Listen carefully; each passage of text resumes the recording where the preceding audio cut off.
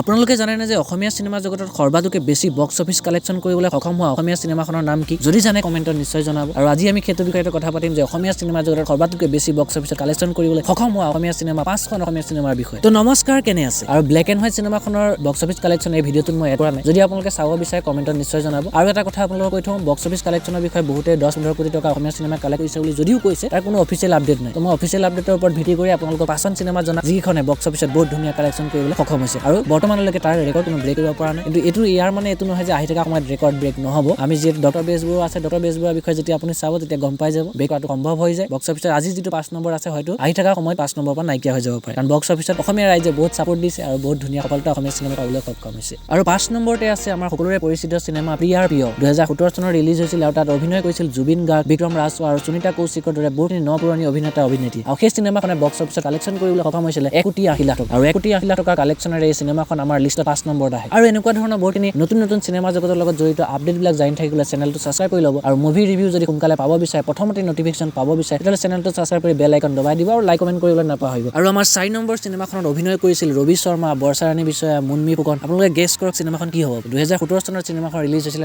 যাৰ নাম আছিলে তুমি আহিবানে। আৰু সেই সিনেমাখনে বক্স অফিসত কালেকশন কৰিবলৈ সক্ষম হৈছিল 1,94,00,000 টকা। আৰু 1,94,00,000 টকাৰ কালেকশনেৰে এই সিনেমাখন আমাৰ লিষ্টত 4 নম্বৰত আহিবলৈ সক্ষম হৈছে। গেছ কৰকচোন বাৰু 3 নম্বৰ সিনেমাখন কি হ'ব পাৰে? যদি জানে কমেন্টত নিশ্চয় জনাব। 3 নম্বৰ সিনেমাখনৰ যদি মই নামো নকওঁ তেতিয়াহ'লে আপোনালোকে গম পাই যাব। যদি এটা মই হিন্ট দিওঁ, দৌৰি দৌৰি যাম কি চাম? মিছন চাইনা চাম। হয়, আপোনালোকে ঠিকেই শুনিছে, মিছন চাইনা সিনেমাখন 3 নম্বৰত আছে আমাৰ লিষ্টত। আৰু সেই সিনেমাখনত জুবিন গাৰ্গে মুখ্য চৰিত্ৰ স্বৰূপে অভিনয় কৰিছিলে আৰু 2017 চনত সিনেমাখন ৰিলিজ হৈছিলে। আৰু সিনেমাখনৰ টোটেল বক্স অফিস কালেকশন কৰিবলৈ সক্ষম হৈছিলে 6 কোটি টকা। আৰু 6 কোটি টকাৰ কালেকশনেৰে এই সিনেমাখন আমাৰ 3 নম্বৰত আহিছে, যিখনৰ নাম হৈছে মিছন চাইনা। আৰু 2 নম্বৰ সিনেমাৰ বিষয়ে আপোনালোকক মই কি কওঁ? 2 নম্বৰ সিনেমাখন সকলোৱে ইতিমধ্যে চালেই চাগে। আৰু বৰ্তমান সময়ত একদম বহুত পপুলাৰ হৈ থকা যিখন অসমীয়া সিনেমা ডক্টৰ বেজবৰুৱা 2, সেই সিনেমাখন আমাৰ লিষ্টত 2 নম্বৰত আহিছে। যিখন সিনেমাত মুখ্য অভিনেতা হিচাপে আমি আদিল হুছেইনক দেখিছিলো, জুবিন গাৰ্গ আছিলে, সিদ্ধাৰ্থ গোস্বামী আছিলে, কিংকিণী গোস্বামী আছিলে, বহুতখিনি নপুৰণি এক্টৰ আছিলে এই সিনেমাখনত। আৰু বহুত ধুনীয়া অভিনয় কৰি বহুত ধুনীয়াকে অসমৰ ৰাইজক এণ্টাৰটেইন দিবলৈ সক্ষম হৈছিলে ডক্টৰ বেজবৰুৱা 2 সিনেমাখনে। আৰু সেই সিনেমাখনে বক্স অফিসত কালেকশন কৰিবলৈ সক্ষম হৈছে এতিয়ালৈকে 6,50,00,000 টকা। আৰু বৰ্তমানো কালেকশন চলি আছে। বৰ্তমান সিনেমাখন চিনেমা হলত চলি আছে। আহি থকা সময়ত হয়তো সিনেমাখনে 2 নম্বৰ 1 নম্বৰ সিনেমাৰ ৰেকৰ্ড ব্ৰেক কৰি দিব পাৰে। আৰু গেৰেণ্টি আছে ডক্টৰ বেজবৰুৱা 2 সিনেমাখন যদি অসমীয়া সিনেমা জগতত আৰু কেইদিনমান চলি থাকে তেতিয়াহ'লে আমাৰ নম্বৰ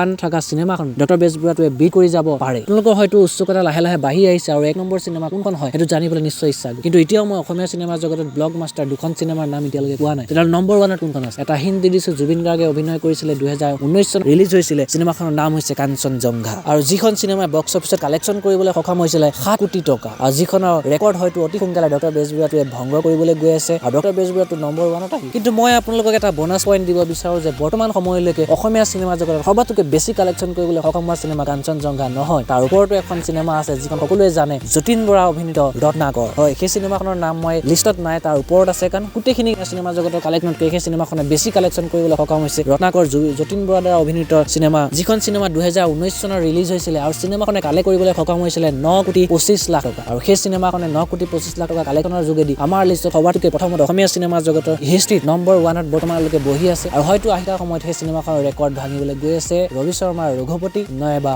যতীন বৰাৰ ৰাঘৱ সিনেমাখন। তো আপোনালোকে কি ভাবে কমেন্টত জনাব, কোন সময় সেইটো ৰেকৰ্ড ভাঙিব পাৰে। তো আকৌ লগ পাম আমি এটা নতুন ভিডিঅ'ত। এইটো ভিডিঅ'ত ইমানতে সমাপ্ত কৰিছো। জয় হিন্দ, জয় আই অসম।